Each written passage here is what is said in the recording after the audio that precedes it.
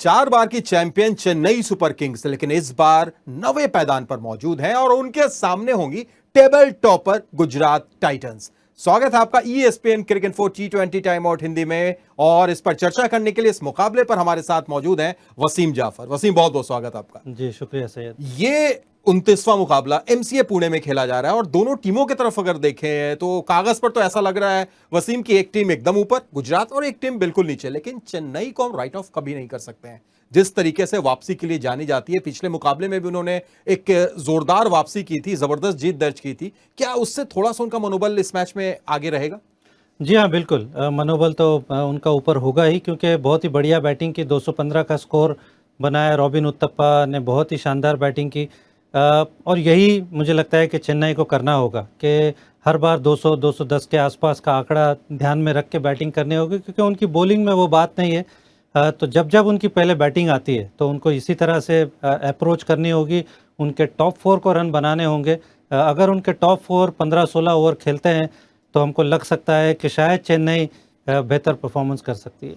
और यही तो एक बड़ा सवाल है यहाँ पर कि वो टॉप 4 की जो आप बात कर रहे हैं, पिछले मैच में हमने देखा कि रॉबिन उथप्पा ने जिम्मेदारी संभाली, रन्स बनाए, शिवम दुबे भी सामने आए, लेकिन उसके अलावा आप देखें ऋतुराज गायकवाड़ हो गए, मोइन अली भी एक मैच में चले, उसके बाद निरंतरता उनमें भी नजर नहीं आ रही है। अंबाती रायडू का भी वो अंदाज जो पहले दिखता था वो नहीं है। रविंद्र जाडेजा बैट से भी कुछ नहीं कर पा रहे हैं ज्यादा। तो ये जो चिंता है, ये कितनी बड़ी चिंता है और इससे कैसे आगे आ सकेगी?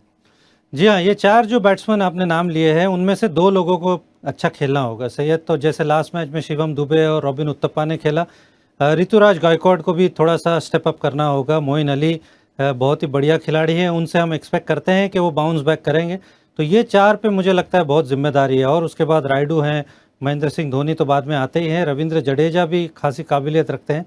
बट जब तक आपके टॉप 4 नहीं चलते तब तक वो 200 रन या उसके ऊपर का स्कोर बनाना या इवन चेस करना बड़ा मुश्किल हो जाता है। तो चेन्नई टीम यही चाहेगी कि उनके कहीं ना कहीं 2 बैट्समैन चल पड़े और चलकर 80-90 या फिर 60-70 का स्कोर बनाकर उनको वहां पर पहुंचाए। दूसरी तरफ चेन्नई के लिए एक बुरी खबर यह भी है कि दीपक चाहर रूल्ड आउट हो गए इस टूर्नामेंट में, वो नजर नहीं आएंगे चोट की वजह से। तो अब उससे पहले अगर गेंदबाजी हम देखें वसीम, तो इस टीम के गेंदबाजी पर थोड़े से सवालिया निशान लगे हुए थे। कैसे कोप अप करेंगे? कौन सा ऐसा गेंदबाज होगा जो सामने से आ सकता है और वो चेन्नई की इस कह सकते हैं हम कि मुश्किल का हल निकाल सकता है? पता नहीं सैयद, शायद ऐसे दिख तो नहीं रहा है कि कोई रिप्लेसमेंट की तरफ जा रही है चेन्नई, वरना अभी तक उन्होंने रिप्लेसमेंट ले लिया होता। क्योंकि ऑलरेडी आपके 5 मैचेस हो चुके हैं। आई डोंट नो प्लेऑफ्स की क्या सिचुएशन है, बट शायद चेन्नई को देखते हुए इतने सालों से जो हम देखते हैं बहुत ज़्यादा वो चेंजेस करते नहीं हैं। तो आई डोंट थिंक बहुत सारी चेंजेस हमको देखने को मिले कि जो कंटिन्यूटी के साथ वो खेल रहे हैं उसी टीम पे शायद वो मुझे लगता है कि अपना कॉन्फिडेंस दिखाएंगे और एक्सपेक्ट करेंगे कि बेहतर परफॉर्मेंस करे। वसीम, अब तक हमने देखा है कि मुकेश चौधरी को उन्होंने मौका दिया है। अगर इंडियन यंगस्टर की सीमर की बात करें तो शायद देशपांडे को हमने देखा है, पर उन मौकों पर वो खरे नहीं उतर पाए। क्या थोड़ा सा आपके जो स्क्वाड में एक अंडर 19 का भी वहां पर बेहतरीन क्रिकेटर मौजूद है, तेज गेंदबाज मौजूद है, हंगारगेकर, उनकी तरफ जाना चाहेंगे? मे भी नहीं, मुझे नहीं लगता है। शायद अगर उनको खिलाना होता तो शायद शुरू से उनको मौका देते। अब जबकि मुकेश चौधरी पे आपने 3 मैच ऑलरेडी आपने इन्वेस्ट कर चुका है, तो अब वो चाहेंगे कि उन्हीं के साथ बरकरार रहें। और ये चेन्नई की पॉलिसी भी रहती है कि किसी को नए प्लेयर को लाकर बहुत बहुत ही मुश्किल होता है तब लेकर आते हैं, वरना वो कंटिन्यूटी चालू रखते हैं। तो मुझे नहीं लगता है कि शायद हंगरगेकर को हमको अभी देखने को मिलेगा। हो सकता है कि बाद में लेटर ऑफ द टूर्नामेंट में हो सकता है कि देखने को मिले, अदरवाइज मुझे लगता है कि यही टीम शायद हमको देखने को मिलेगी। अनुभव की बात करें, विदेशी खिलाड़ियों की बात करें तो डोइन ब्रावो वहां पर मौजूद हैं, क्रिस जॉर्डन मौजूद हैं और महेश थिक्शाना ने पिछले मैच में काफी अच्छी गेंदबाजी की थी, विकेट्स निकाले थे। तो इन 3 गेंदबाजों का क्या रोल आप देख रहे हैं और किस तरीके से रिस्पॉन्सिबिलिटीज ये लेने के लिए आगे बढ़ सकते हैं? जी बिल्कुल, इन्हीं लोगों को रिस्पॉन्सिबिलिटी लेनी होगी। थिक्शाना हम जानते हैं कि पावर प्ले में बॉलिंग करते हैं, ड्वेन ब्रावो बीच में भी करते हैं, डेथ में करते हैं, Chris Jordan again death bowling specialist हैं। तो इन लोगों को मुझे लगता है कि जो इंपॉर्टेंट ओवर्स है कहीं ना कहीं इन लोगों को करना होगा। मुकेश चौधरी से आप पावर प्ले में 2 या मैक्सिमम 3 ओवर डलवा सकते हो, उनको आप डेथ में नहीं डलवाओगे। तो यही मुझे लगता है कि स्ट्रैटेजी इसी के अराउंड होगी। रविंद्र जडेजा, मोइन अली, ये जैसे जैसे पावर प्ले ख़त्म होता है हम इनको देख सकते हैं। रविंद्र जडेजा को हालांकि हमने पहले भी देखा पावर प्ले में डालते हुए, तो मैं भी थोड़ी सी स्ट्रैटेजी में ये चेंजेस आ सकती है। बट जो आपके ओवरसीज प्रोफेशनल है वो डेफिनेटली मुझे लगता है कि आपका रिस्पॉन्सिबिलिटी का जो रोल है वो निभाएंगे। तो एक तरफ हम बात कर रहे हैं चेन्नई की, जो निश्चित तौर पर कई सवालों के साथ जूझ रही है, मुश्किलातों से गुजर रही है, लेकिन उसी बीच अगर गुजरात की बात करें वसीम, तो काफी ज्यादा रिफ्रेशिंग नजर आ रही है। टेबल टॉपर हैं इस वक्त उनके कप्तान हार्दिक पांड्या, जिन पर कई चीजें देखी जा रही थी, सोची जा रही थी कि पहली बार कप्तानी कर रहे हैं, कैसी होगी, लेकिन बिल्कुल अपने आप को उन्होंने साबित किया, एक कप्तान के तौर पर भी, एक बल्लेबाज के तौर पर भी, गेंदबाजी में भी और फील्डिंग में भी 4D नजर आ रहे हैं। बिल्कुल बिल्कुल, और सारे जो नए कप्तान थे ये क्वेश्चन मार्क था कि कैसे कप्तानी करेंगे। मुझे लगता है सबसे ज़्यादा इम्प्रेस हार्दिक पांड्या ने किया है, जिस तरह से उन्होंने बैटिंग में रिस्पॉन्सिबिलिटी ली है, जो बॉलिंग की उन्होंने अपनी फिटनेस दिखाई है, नए बॉल से गेंदबाजी की है, 140 के आसपास बॉल टच कर रहे हैं, फील्डिंग में बहुत बढ़िया फील्डिंग कर रहे हैं, रनआउट भी 1-2 उन्होंने निकाले। तो ये देखकर मुझे लगता है उनका खुद का तो मनोबल बढ़ा ही होगा, बट सिलेक्टर्स मुझे लगता है देख के बहुत खुश हुए होंगे, क्योंकि वर्ल्ड कप आने वाला है।